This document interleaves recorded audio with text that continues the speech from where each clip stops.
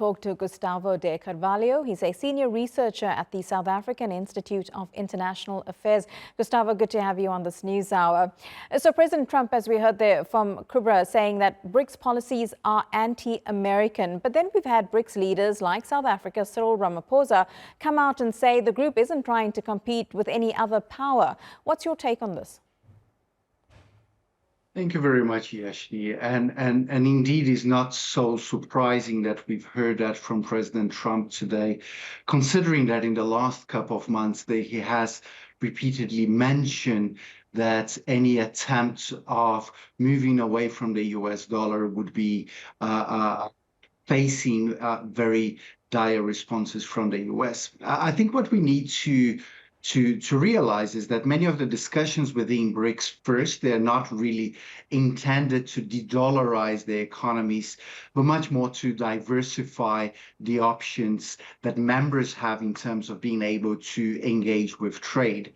But also, I think what it's particularly more important is that the discussions around the creation of a new system of payments, the settling of trade with local currencies, this is a process that is going to take much longer.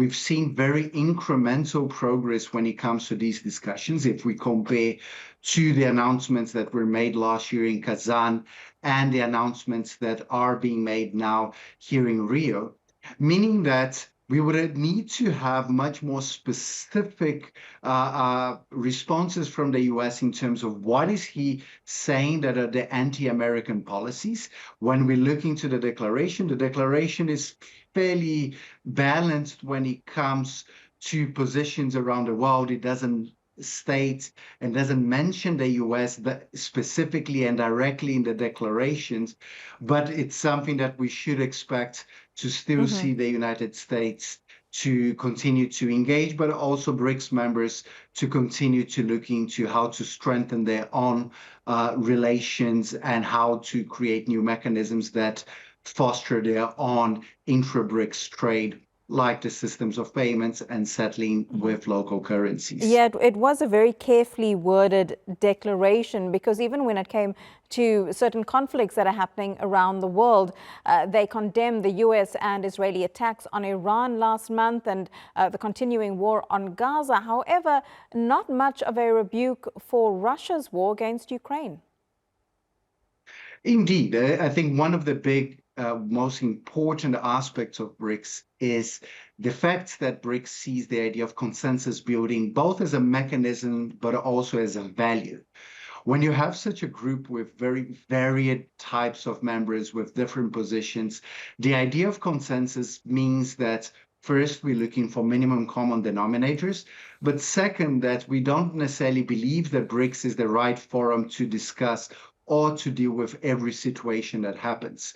So if you're not able to find consensus, like in the case of the war in Ukraine, you're either going to have a very vague statement, like we saw in the Rio Declaration that was released yesterday.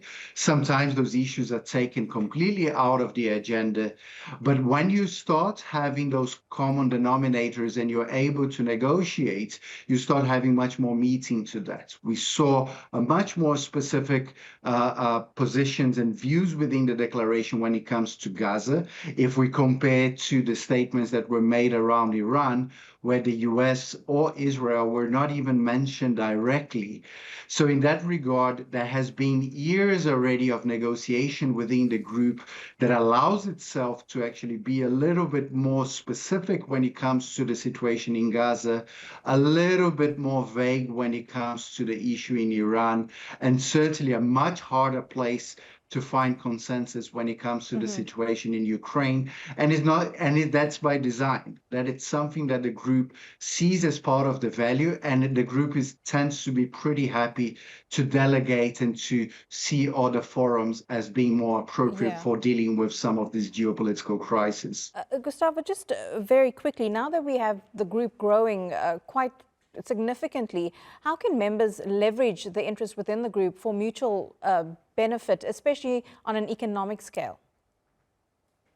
These are some of the opportunities and challenges that the group has now. We moved from having 5 members 3 years ago to now having 10 members, another 10 partners which means that the negotiations become much more complex than what they used to be. Part of it leads to something that the Brazilian president pushed quite a lot this year, is to create more predictability in terms of those processes, but also the continuation of the ability of compartmentalizing some of the discussions, acknowledging that there are sensitive issues between its own members, but also continuing to showcase what is the added value of the group, whether it's in terms of the strengthening of mechanisms like the new development bank, whether it's through the multiple cooperation arrangements and mechanisms that exist.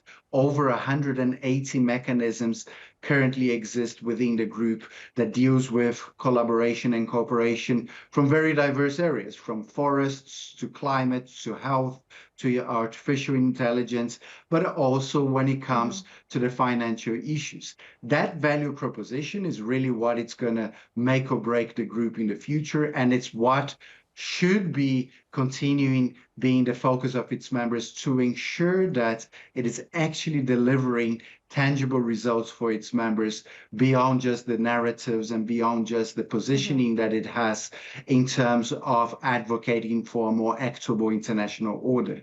Absolutely. Gustavo de Carvalho, really good to get your take and speak to you. Thank you very much.